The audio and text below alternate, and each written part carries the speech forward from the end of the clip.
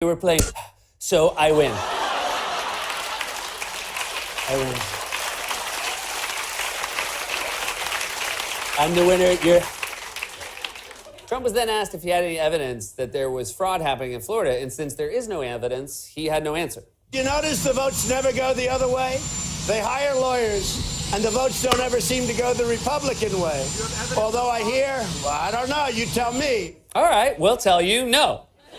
You don't have evidence of fraud in Florida. In fact, I'd be shocked if you even knew which state Florida was. If you asked him to describe it, he'd probably say it's the one that's shaped like a pecker. So Trump doesn't have any evidence of voter fraud, but don't worry, he's putting his best people on it. As soon as Democrats sent their best election-stealing lawyer, Mark Elias, to Broward County, they miraculously started finding Democrat votes. Don't worry, Florida. I am sending much better lawyers to expose the fraud. Oh, you're going to send your lawyers to look at ballots? Like this guy? I'm not sure he's your best bet. I mean, look at it. He looks like he just got kicked in the pecker. So we have to get our pecker jokes in now while we can. The guys lying about non-existent voter fraud are the ones who have committed actual fraud. A grifter president put a grifter in charge of the Justice Department and is trying to get another grifter elected to the Senate. But like the grifter he is, Trump always abandons the people who serve him, whether it's Attorney General, his personal fixer, or even someone as close to him like his own pecker. This has been a closer look.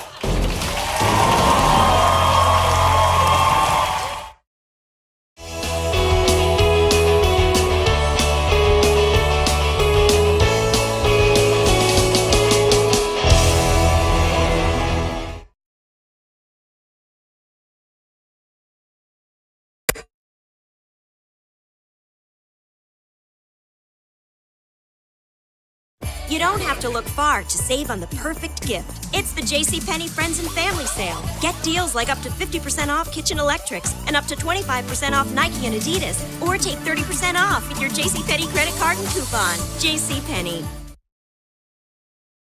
President Trump is turning on some of his closest allies while standing by the one that pays him, Saudi Arabia. For more on this, it's time for a closer look. Trump did a sit-down interview with Fox News over the weekend, and in that interview, he said some things that might technically qualify as news. But one thing he said that was news to nobody was when he described his decision-making process and made clear he doesn't really have one. When you're sitting at the desk, how do you make decisions? I mean, do you agonize over them? Do you second-guess yourself? How does... I don't think about it. I don't think about, how I make them. Yeah, we know. It's one of the symptoms. I imagine Trump makes decisions the same way Netflix's algorithm suggests something totally random for you to watch. Did you enjoy The Migrant Caravan? Then you might also like Raking in Finland. So while there's no process to Donald Trump's decision, there is one central operating principle, and that's loyalty. It doesn't matter who you are or how decorated you are. All Trump cares about is whether you are nice to him or mean to him. That's why Trump attacked retired Admiral William McRaven, a Navy SEAL who oversaw the operation to kill Osama bin Laden. McRaven has criticized Trump's attacks on the press, calling him a threat to democracy. But when Trump was asked about McRaven, he falsely accused him of being a Hillary Clinton supporter, just because Hillary had reportedly considered him as a possible running mate in 2016. Bill McRaven, retired Admiral, Navy SEAL, 37 years, former head of U.S. Special Operations. Hillary Clinton fan. Special Operations? Excuse me, Hillary Clinton fan. I'm so happy we have a president who blurts stuff out like a Price is Right audience member. Hillary Clinton, $1. Trump has also tried to weaponize the criminal justice system against his political opponents. For the same reason he attacked McRaven, he wants to punish them for their disloyalty. And he's being egged on by Fox News. Yesterday, the New York Times reported that Trump wanted to order the Justice Department to prosecute James Comey and Hillary Clinton. Some of his more vocal supporters stirred his anger, including the Fox News commentator Jeanine Pirro, who has railed repeatedly on her weekly show that the president is being ill-served by the Justice Department. So not only is the president a wannabe dictator who thinks he can jail whoever he wants, he also genuinely believes all the insane stuff he sees on Fox News. Trump probably sits there all day watching Fox and shouting to his aides, prosecute Hillary, stop the caravan, and ask my doctor if Tesla is right for me.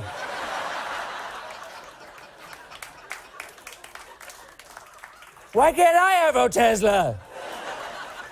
Trump doesn't care that Hillary didn't actually break any laws or that McRaven is a Navy SEAL and decorated military hero who led a mission to kill the world's most wanted terrorist. All that matters to Trump is whether you're loyal. And sure enough, Trump is now questioning the loyalty of the man who is, constitutionally speaking, closer to him than anyone else in the federal government. In recent weeks, with his electoral prospects 2 years from now much on his mind, Mr. Trump has focused on the person who has most publicly tethered his fortunes to him.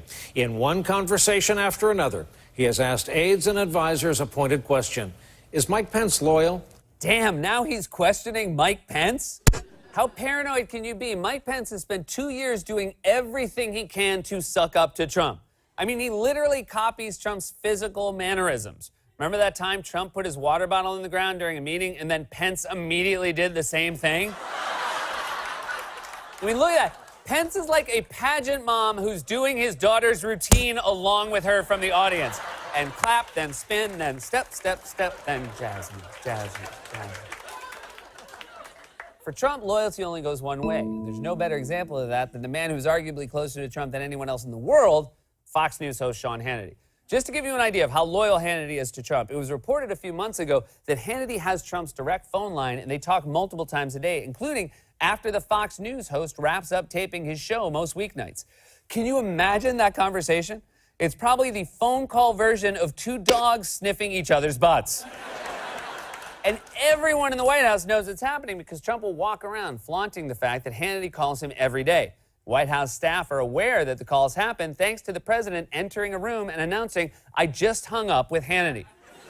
No one has parlayed the president into less impressive celebrity friends. I mean, JFK used the presidency to hang out with Marilyn Monroe. Trump plays phone a friend with the human embodiment of a Christmas ham.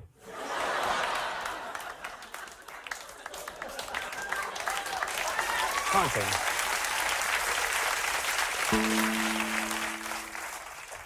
Sean Hannity. So that's how close. That's how close those two are. Or at least that's how close Hannity thought they were until last week when the Daily Beast reported that Trump calls Hannity a suck-up behind his back.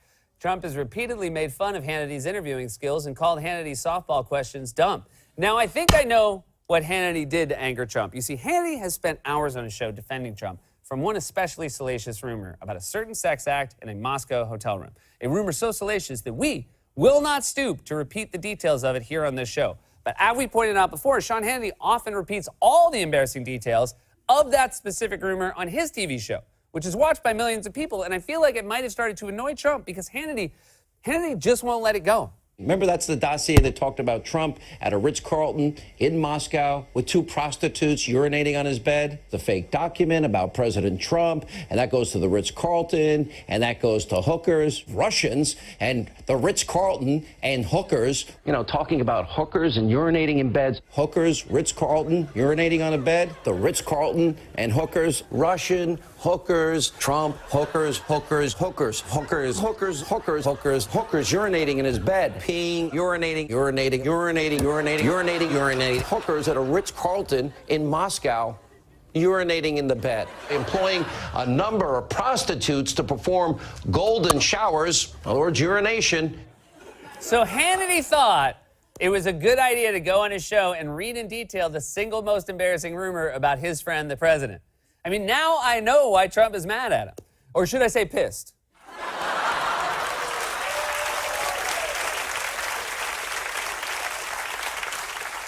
Whether it's Hannity or Pence, anyone who gets close to Trump eventually learns that his loyalty has a limit. There's really only one way to ensure that Trump will stand by you no matter what, and that's simple: to pay him off. That's the lesson Saudi Arabia is learning this week amid a firestorm over the murder of Washington Post columnist and U.S. resident Jamal Khashoggi. We know for a fact that Trump has financial ties to Saudi Arabia because he told us. I love the Saudis. Many are in this building. Saudi Arabia, and I get along great with all of them. They buy apartments from me. They spend $40 million, $50 million. Am I supposed to dislike them? I like them very much. Saudi Arabia, I like the Saudis. They're very nice. I make a lot of money with them. They buy all sorts of my stuff. All kinds of toys from Trump. Toys? He sounds like a guy on the street selling knockoff Legos.